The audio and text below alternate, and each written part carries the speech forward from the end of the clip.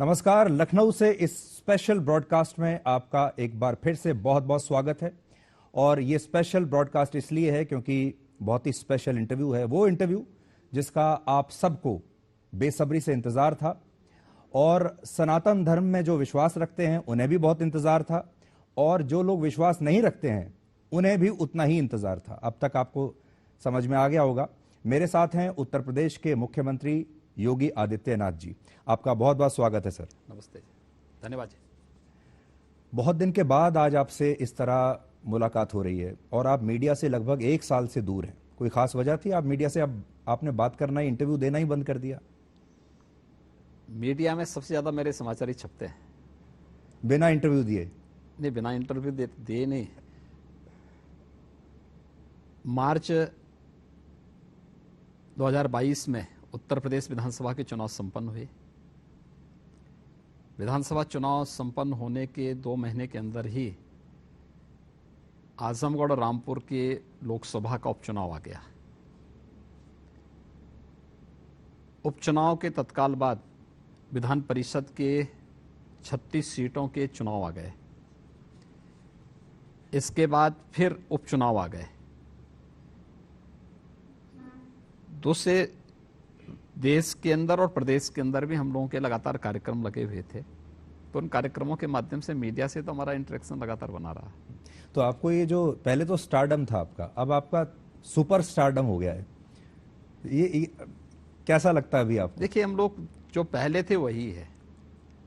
हाँ, उत्तर प्रदेश को metre gauge से अब हमने बुलेट ट्रेन की स्पीड से आगे बढ़ा दिया है और उत्तर प्रदेश आगे बढ़ रहा है तो अच्छा लगता है। योगी जी, आप एक बड़े यूनिक संत हैं। संत तो देश में और हमारे समाज में बहुत हैं।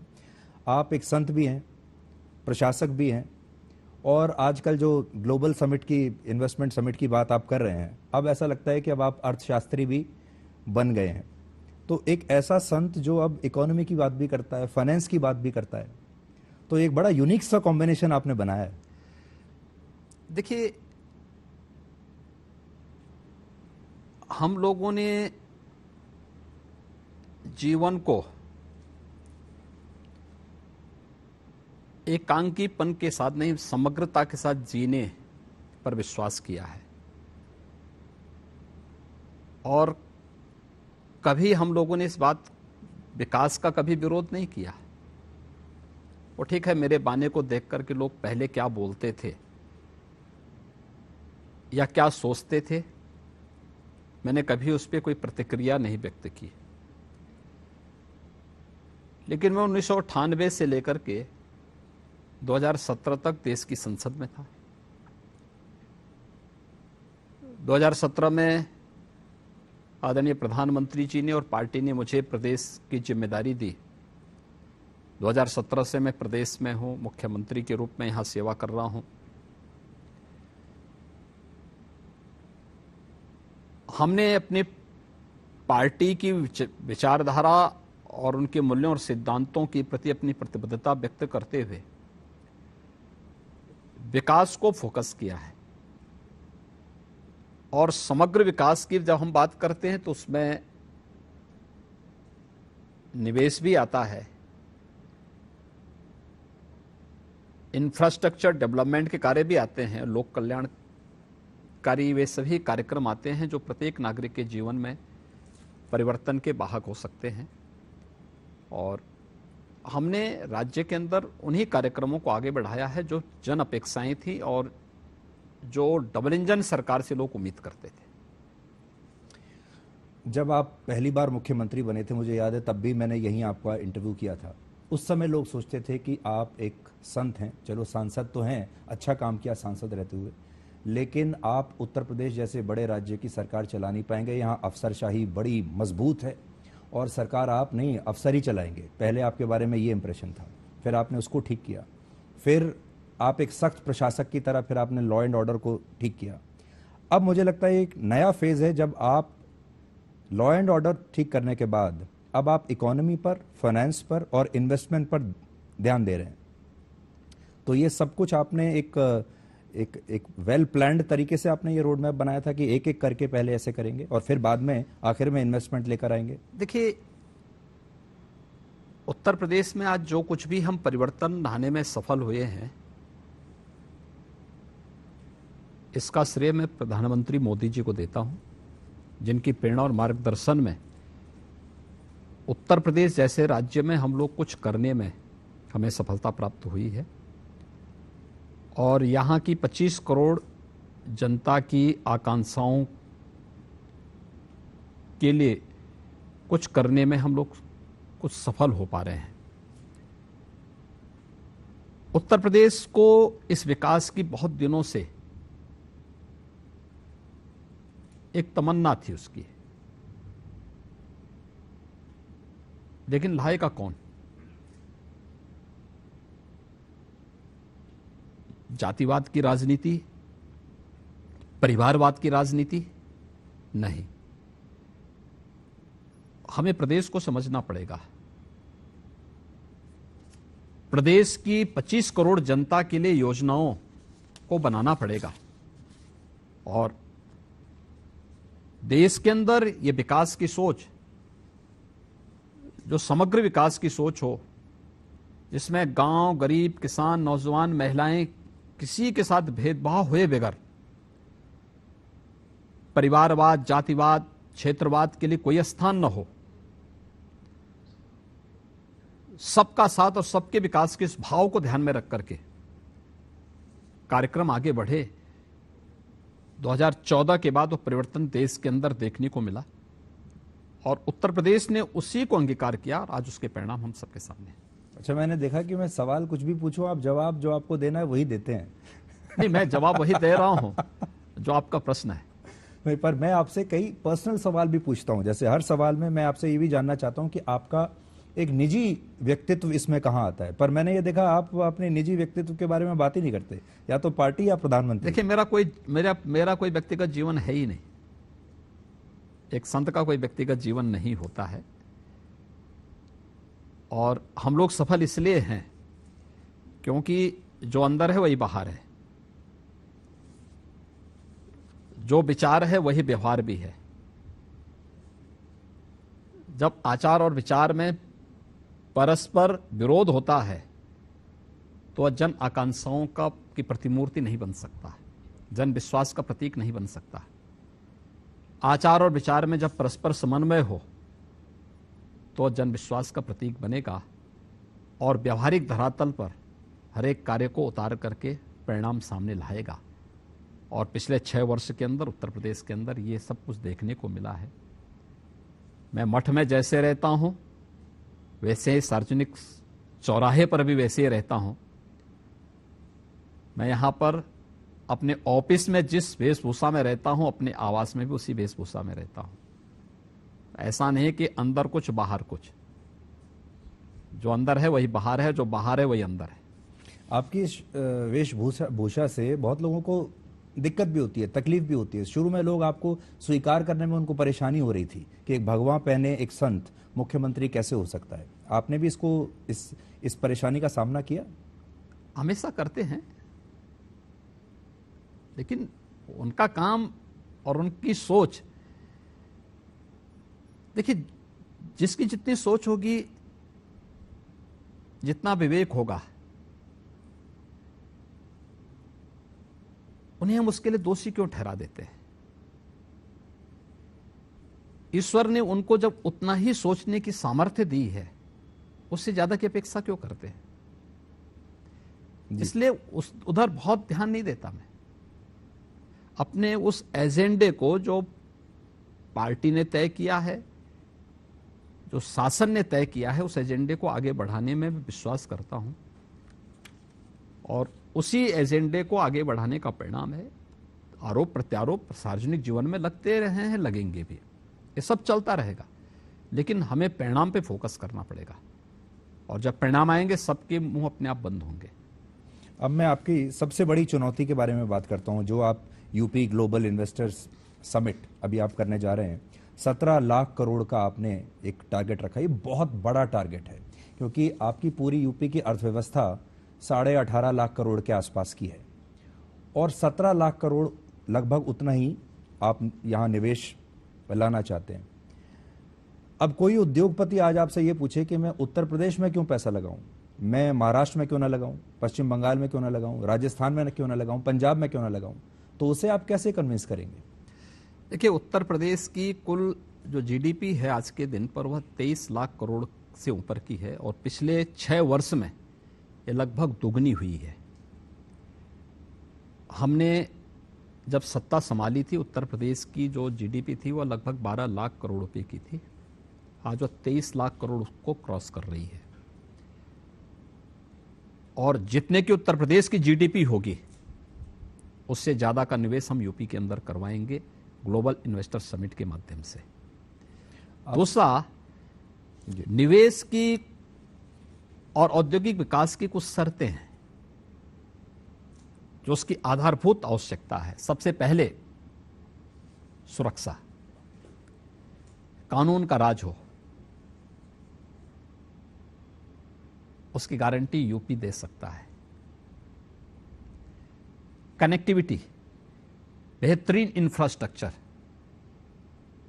यूपी के पास आज के दिन पे है। इंटर स्टेट हो या इंटर डिस्ट्रिक्ट हो, यह यूपी के पास है। यूपी के पास अच्छे एक्सप्रेस हाईवेज हैं, यूपी के पास अच्छे एयरपोर्ट हैं, एयर कनेक्टिविटी यूपी की बेहतरीन सबसे अच्छी है आज के दिन पे। और यूपी के पास अब लैंड लॉक्ड स्टेट से बाहर हट करके हम लोग वाटरवे से भी जुड़ चुके हैं। पूर्वी बंदरगाह से हल्दिया से वाराणसी के बीच में जुड़ चुके हैं। मेट्रो की सबसे अच्छी सेवाएं देश के अंदर हमारे पास हैं। रैपिड रेल यूपी का प्रारंभ होने वाला है। तो डबल इंजन सरकार की स्पीड के साथ जब विकास दर दिखाई दे रही हो, वह यूपी के अंदर है। ईज ऑफ डूइंग बिजनेस में यूपी ने जो रिफॉर्म किए हैं, 14वें स्थान से 2वें स्थान पर यूपी आया है। और इसमें भी यूपी ने और सुधार किए हैं। यानी हमारा कोई भी निवेशक आएगा, सिंगल विंडोज का जो हमारा प्लेटफॉर्म है, यह देश का सबसे बड़ा निवेश मित्र प्लेटफॉर्म हमारे पास है। 350 से अधिक एनओसी उसको एक ही प्लेटफॉर्म पे एक जगह मिल सकती है। एमओयू होने के बाद उसकी एक मॉनिटरिंग करने के लिए निवेश सारथी हमारे पास है जी। और निवेश जमीनी धरातल पर उतरने के बाद इंसेंटिव मॉनिटरिंग सिस्टम भी हमारे पास है, जो ऑनलाइन जिसकी मॉनिटरिंग करके हर एक निवेशक को उसका इंसेंटिव प्राप्त हो सकता है। ये तीनों की गारंटी यूपी दे रहा है। 2017 यूपी के पास जी, यूपी के पास सबसे अच्छा एमएसएमई का बेस है। 96 लाख एमएसएमई यूनिट यूपी के पास हैं, जो किसी भी औद्योगिक निवेश की एक प्राथमिक शर्त होती है। और 64 लाख हेक्टेयर से अधिक लैंड, 64,000 एकड़ से अधिक लैंड बैंक के रूप में हमारे पास मौजूद है, जहां पे हम निवेश को जमीनी धरातल पर उतारने में पूरी तरह सक्षम है।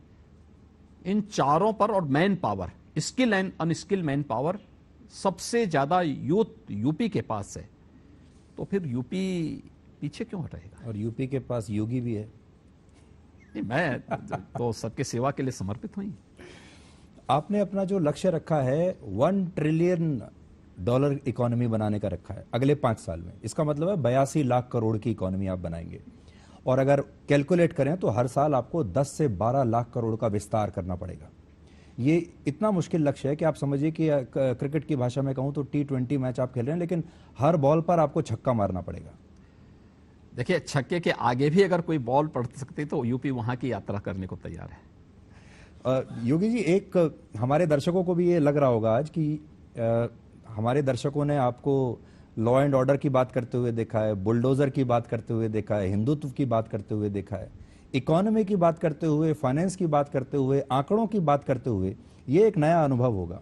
और दर्शकों को मैं ये भी बता दूं कि योगी जी ने असल में BSc किया है मैथ्स में, तो आपकी वो डिग्री अब जरूर काम आ रही होगी आपके। देखिए, डिग्री के साथ साथ व्यावहारिक जीवन के उन चुनौतियों से जूझते हुए, दूसरा व्यावहारिक जीवन में अपने बड़ों का मार्गदर्शन लेते हुए, उनके साथ कार्य करते हुए जो अनुभव हुए हैं, वह एक नया व्यावहारिक ज्ञान होता है और वह महत्वपूर्ण होता है। और उन सभी चीज़ों को लेकर के समग्रता के साथ जब हम आगे बढ़ते हैं तो वह हम लोगों को एक नई ऊर्जा देता है। अब मैं अगले विषय पर आता हूं। 2024 का चुनाव अब आने ही वाला है। राष्ट्रीय कार्यकारिणी हुई, उसमें प्रधानमंत्री मोदी ने पूरा रोड मैप भी बताया कि बजट को लेकर घर घर जाइए और सरकारी योजनाओं को लेकर घर घर जाइए। आपका अपना आकलन या ये कह लीजिए कि आपकी अपनी भविष्यवाणी 2024 के बारे में क्या है? देखिए, 2024 में प्रधानमंत्री मोदी जी के नेतृत्व में भारतीय जनता पार्टी 2019 से अच्छे बहुमत से फिर से सरकार बनाएगी और उत्तर प्रदेश में 2019 से अच्छी सीटें 2024 में आएंगी। आपको कभी वो दबाव महसूस होता है, जैसे टीम में एक ओपनिंग बैट्समैन होता है और उससे ये उम्मीद की जाती है कि ये तो शतक लगाएगा ही हर मैच में, इसलिए क्योंकि आपका सबसे बड़ा राज्य है, सबसे ज़्यादा सीटें आपके पास हैं, आपसे हर बार ये उम्मीद लगाई जाती है कि अब आप 70+ सीटें तो आप लाएंगे ही? ये 100% आएगा। उम्मीद वहीं होती है जहां आने की संभावना होती है और उत्तर प्रदेश उन्हीं संभावना वाला प्रदेश है। आजकल योगी जी आपने एक नया एजेंडा बनाया जिस पर बहुत चर्चा हो रही है, जब आपने कहा कि जो सनातन धर्म है वो एक राष्ट्रीय धर्म है, उसको लेकर लोग बड़े अनकंफर्टेबल हैं और उसके बाद लगातार आपने देखा होगा सनातन धर्म पर हमले भी बहुत हो रहे हैं, साधु संतों को लेकर भी तरह तरह की बात की जा रही हैं और कहा जाता है कि भाई ये तो चमत्कार दिखाते हैं, ये तो जादू टोना करते हैं। इस पर आपकी क्या प्रतिक्रिया है? देखिए, मुंडे मुंडे मतरी भिन्ना। जब एरोप्लेन नहीं आया होगा और पुष्पक विमान की चर्चा हुई होगी तो लोगों को लगा होगा कि क्या बात कर रहे हैं सब। महर्षि भारद्वाज के विमानन शास्त्र के बारे में जिन लोगों ने उस समय पढ़ा होगा और खासतौर पर पश्चिम के लोगों ने, तो उन लोगों को आश्चर्य होगा कि अरे सब तो एक कपोल कल्पना है। या भारतीय दर्शन जिन बातों को कहता रहा है, जिन लोगों ने व्यावहारिक जीवन उस रूप में नहीं देखा है, जिन लोगों को बाह्य दृष्टि और भौतिक दृष्टि ही सब कुछ नजर आती है, उनके लिए सब कपोल कल्पना ही होगी। लेकिन आज जब जहां तक सनातन धर्म की बात है, हर देश का अपनी एक आत्मा होती है जो उसको संजीवनी देती है, जो उसकी पहचान होती है, जो उसके विपरीत परिस्थितियों में सदैव उसका संबल बनती है। और ऐसे ही सनातन धर्म भारत की आत्मा है, भारत की पहचान है, विश्व मानवता के कल्याण की गारंटी है। और इसलिए मैंने कहा कि सनातन धर्म भारत का राष्ट्रीय धर्म है। यह धर्म और मत और मजहब के भेद को हमें समझना होगा। धर्म एक जीवन पद्धति है, मत और मजहब एक उपासना विधियां हैं। इन दोनों को हमें समझना होगा। जो समझ पाएगा वह इसके मर्म को समझ पाएगा, जो नहीं समझ पाएगा वो अपनी व्याख्या करेगा, आरोप प्रत्यारोप, आलोचना प्रत्यालोचना होता रहेगा। या ये कह लीजिए कि जिसको समझ में आ गया वही रहेगा, जिसको समझ में नहीं आया वो नहीं रहेगा। नहीं, अब ये आपकी सोच हो सकती है, हम किसी को भगा नहीं रहे हैं, लेकिन राष्ट्रीयकरण की मुख्य धारा के साथ जोड़ने का आह्वान सबको करेंगे। पर आप ये जरूर एक इशारा कर रहे हैं भविष्य के लिए कि ये सनातन धर्म एक वृक्ष की तरह है और जिसे भी भारत में रहना है इसी वृक्ष के छत्र छाया में रहना होगा। मानवता के कल्याण का मार्ग जब भी प्रशस्त करेगा, सनातन धर्म ही करेगा। और इसके अलावा कोई और नहीं कर सकता। दुनिया के अंदर हर जगह ये बात है, मैं बड़ा, ये मेरा ये तेरा। अकेले सनातन धर्म इस बात की गारंटी देता है कि ये मेरा है, ये पराया है। ये तो छोटी सोच के लोग ही बोलते हैं। विराट सोच के लोगों के लिए तो पूरा दुनिया ही एक कुटुंब है। अयम निज परोवेति गणना लघु चेतसाम उदार चरितानाम तो वसुधैव कुटुंबकम। और यही सनातन धर्म का उद्घोष है। तो जो लोग गजवा हिंद का सपना देखते हैं, जो लोग खालिस्तान का सपना देखते हैं, जो लोग भारत को तोड़ने का सपना देखते हैं, जिसको हम टुकड़े टुकड़े गैंग भी कहते हैं, जो माओवादी हैं, वो तो आपके इस विचार को का बहुत ज़बरदस्त विरोध करेंगे और इस देश को फिर से पोलराइज करने की कोशिश तो कभी सफल नहीं होंगे। ये नया भारत है, कभी वे सफल नहीं होने वाले हैं। और नया भारत अपनी विरासत पर गौरव की अनुभूति करता है। नया भारत प्रधानमंत्री मोदी जी के नेतृत्व में दुनिया को नेतृत्व देने की सामर्थ्य रखता है और G20 का समिट इसका उदाहरण भी है। जी, अब ये नया भारत में भी दो रूप आ रहे हैं। एक तो जो नया भारत जिसकी आप बात करते हैं, और एक राहुल गांधी जिस भारत को जोड़ने की बात करते हैं, भारत जोड़ो यात्रा। राहुल गांधी की जो विचारधारा है और भारत जोड़ने की जो बात हो रही है, इसका आकलन कैसे करते हैं आप? देखिए, कांग्रेस पार्टी देश की सबसे बड़ी पुरानी राजनीतिक पार्टी है और वह अपनी नकारात्मकता के कारण लगातार गर्त की तरफ जा रही है। अगर कांग्रेस के नेता ही कांग्रेस के बारे में नहीं सोचना चाहते हैं तो देश और आम जनमानस क्यों सोचेगा? किसी भी राष्ट्रीय इशू में और सरकार के साथ में नहीं खड़े होते। देश के अंदर रहेंगे तो देश का विरोध करेंगे, आपस में लड़ाने की बात करेंगे। देश के बाहर जाएंगे तो देश की निंदा करेंगे। उत्तर प्रदेश के बाहर जाएंगे तो उत्तर प्रदेश की निंदा करेंगे। और जब सत्ता में जाना हो तो उत्तर प्रदेश को मोहरा बनाने का काम भी करेंगे। जनता इस दुविधापूर्ण चरित्र से उब चुकी है।